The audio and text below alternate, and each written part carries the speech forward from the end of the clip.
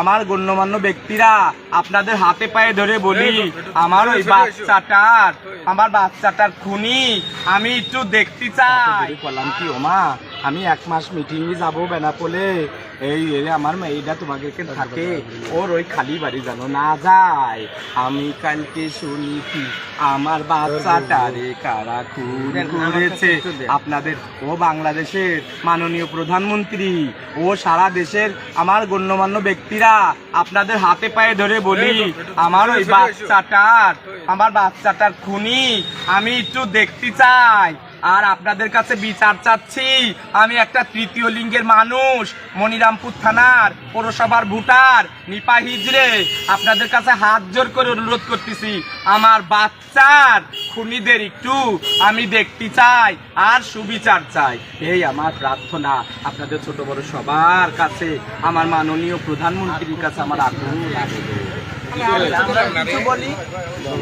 লম্বাই দাঁড়া, সকল লম্বাই দাঁড়া, বেশি করে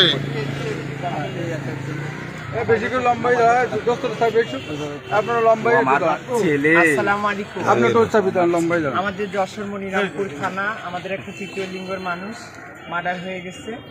তো আমরা সবসময়ের জন্য চাইবো, আমরা প্রশাসনের প্রতি অনেক শ্রদ্ধাশীল এবং আমাদের প্রধানমন্ত্রী শেখ হাসিনা তার প্রতিও আমরা খুব শ্রদ্ধাশীল, যেহেতু সে আমাদেরকে অনেক সম্মান দিয়েছে, অনেক স্বীকৃতি দিয়েছে। আমরা অনেকের সাথে এখন উঠছি বসছি, কিন্তু আমাদের একটাই দাবি যে আমাদের বিভিন্ন জায়গায় এমন মার্ডার হচ্ছে।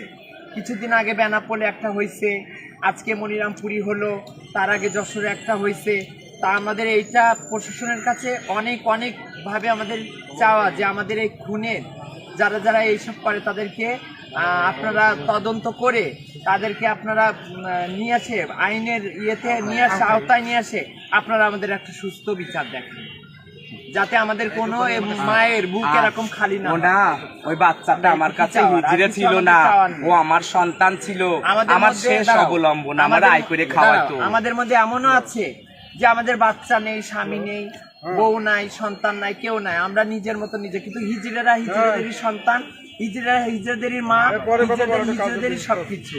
আমাদের তৃতীয় লিঙ্গের মধ্যে এমন আমাদের গোষ্ঠ, কিন্তু আমরা প্রশাসনের কাছে চাই যে আমাদের সুস্থ একটা বিচার আপনাদের, যাতে পরবর্তীতে এরকম কিছু না। এইটুকু। আসসালামু আলাইকুম। আচ্ছা, আপনার নাম কি?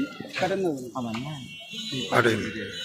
আপনি কি আপনাকে সংগঠনের জন্য? আমি এখানে ওই এখানে থাকে, এখানে থাকে আমার মনিরাম। আমি